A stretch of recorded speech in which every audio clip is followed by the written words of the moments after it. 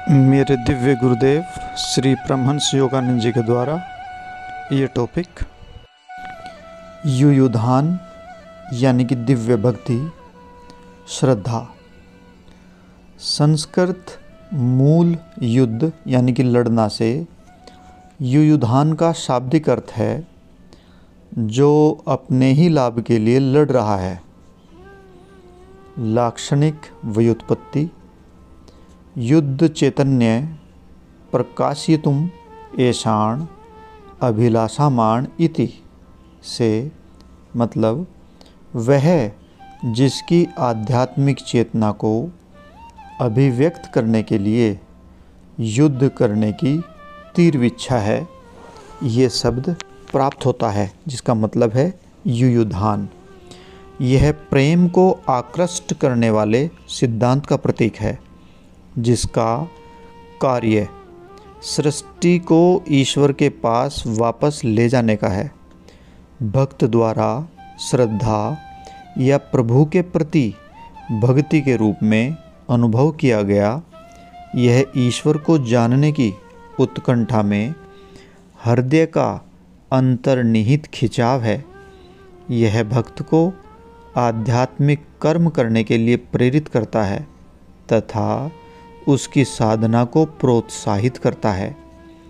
श्रद्धा को प्राय विश्वास के रूप में अनुवादित किया जाता है, परंतु इसकी अधिक ठीक परिभाषा एक स्वाभाविक झुकाव अथवा भक्ति या हृदय के गुण का अपने स्रोत की ओर मुड़ जाना है, और विश्वास इस खिंचाव के प्रति समर्पण का एक अनिवार्य अंश है।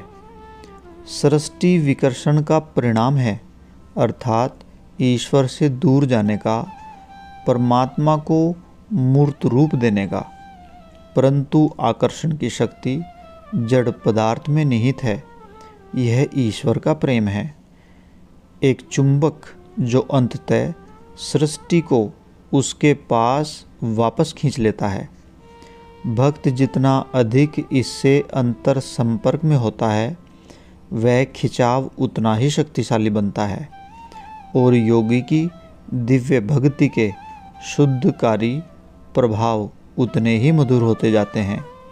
युयुधान यानी कि दिव्य भक्ति माया के श्रद्धाहीन, अविश्वासी अथवा शंका की सेनाओं से जो ईश्वर आकांक्षी को रोकने और निरुत्साहित करने का प्रयास करती है, उससे युद्ध करता है। यहाँ पर गुरुजी ने समझाया कि आत्मा के विवेकशील दिव्य गुणों में युयुधान का मतलब है दिव्य भक्ति अर्थात श्रद्धा। दूसरे दिव्य आत्मा के गुणों में उत्तम मोजस यानी कि ओजस्वी ब्रह्मचर्य मतलब वीर्य। महाभारत के योद्धा उत्तम मोजा का शाब्दिक अर्थ परमहंस योगानंद जी बताते हैं उत्कृष्ट वीरता, और पतंजलि वर्णित वीर्य को दिया सामान्य अर्थ वीरता या शौर्य है। परंतु योग दर्शन में वीर्य उस सृजनात्मक शुक्र की ओर भी संकेत करती है, जिसे यदि कामुकता में नष्ट करने की अपेक्षा उसके शुद्ध ओजस्वी सार में रूपांतरित किया जाए तो यह महान शांतिक शारीरिक बल, तेजस्विता और नैतिक साहस प्रदान करता है। इस प्रकार हम पाते हैं कि उत्तम मोजस को संस्कृत के उत्तम यानी कि प्रमुख मुख्य और ओजस यानी कि ऊर्जा शक्ति शारीरिक बल को मुख्य शक्ति यानी कि प्रमुख शारीरिक बल के रूप में जैसा भी अनुवादित किया जा सकता है। इस प्रकार लाक्षणिक व्युत्पत्ति यानी कि लक्षण के रूप में इसकी उत्पत्ति उत्तम ओजो यस्य स इति अर्थात वह जिसकी शक्ति सर्वोच्च उच्चतम एवं श्रेष्ठतम गुण की है। जब इस ओजस्वी तत्व पर योगी विजय प्राप्त कर लेता है, यह उसकी आध्यात्मिक शक्ति और नैतिक सहन शक्ति का प्रमुख स्रोत बन जाती है। वीर्य, मन, श्वास, तथा प्राण आपस में निकटता से जुड़े हैं।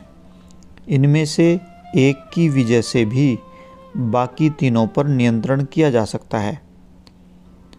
वह भक्त जो योग की वैज्ञानिक प्रविधियों का प्रयोग इन चारों को एक साथ नियंत्रण करने का प्रयास करता है, वह शीघ्र ही चेतना के उस उच्च अवस्था तक पहुंच जाता है।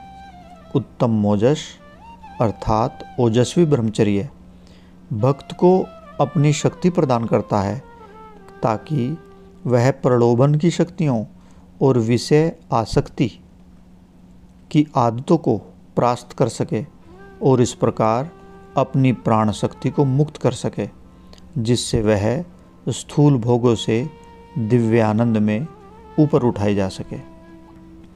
और तीसरा योद्धा है चेकितान। चेकितान का मतलब दिव्य स्मरण शक्ति यानी कि स्मृति। चेकितान का अर्थ है बुद्धिमान।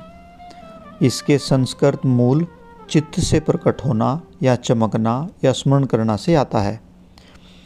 इसको संस्कृत में कहते हैं चिकेति जानाति इति, जिसका अर्थ है स्पष्ट और प्रत्यक्ष ज्ञान, केंद्रित ज्ञान। वह सच्चे ज्ञान को स्मरण रखता है का बोध कराता है। पतंजलि वर्णित स्मृति का अभिप्राय दिव्य एवं मानवीय दोनों ही है। यह वह क्षमता है जिसके द्वारा योगी ईश्वर के प्रतिबिंब में बने होने की अपनी सच्ची प्रकृति को याद करता है। जैसे ही यह स्मृति उसकी चेतना में प्रकट अर्थात या अथवा उद्भासित अनुभव होती है, यह उसे वह बुद्धि या स्पष्ट प्रत्यक्ष ज्ञान देती है जो उसके पथ को आलोकित करने में सहायता करता है, जो योग में योगी बनता है। चेकितान अर्थात दिव्य स्मृति उस सांसारिक भ्रम का विरोध करने के लिए तत्परता से खड़ी रहती है, जिस भ्रम के कारण मनुष्य ईश्वर को भूलकर स्वयं को एक शरीर में बद्ध नश्वर जीव समझता है। और चौथा योद्धा है विराट। विराट मतलब समाधि। जब दुर्योधन द्वारा 5 पांडवों को उनके राज्य से निर्वासित कर दिया गया था, तब शर्त यह थी कि उन्हें 12 वर्ष अवश्य वन में बिताने होंगे और 13वां वर्ष दुर्योधन के गुप्तचरों से छिपकर बिताना होगा।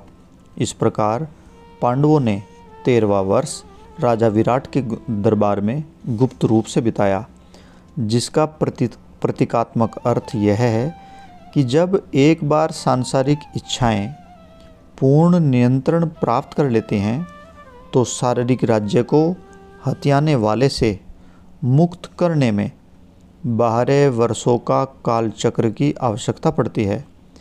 न्याय सम्मत विवेकशील गुणों के द्वारा अपने राज्य को पुनः प्राप्त कर सकने से पहले भक्त की ध्यान की समाधि में अपने अनुभवों से उन गुणों को अवश्य प्राप्त करना होगा और भौतिक शरीर व इंद्रियों से अभिव्यक्त करते समय इन गुणों को बनाए रखना होगा।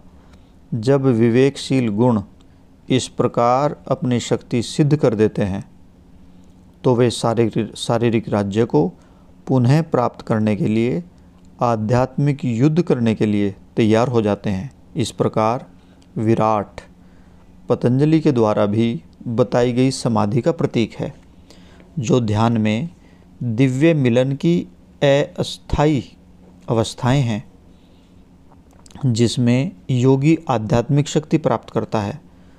विराट संस्कृत के वी राज यानी कि शासन करना या दीप्त होना से व्युत्पन्न है। इस तरह से बनता है।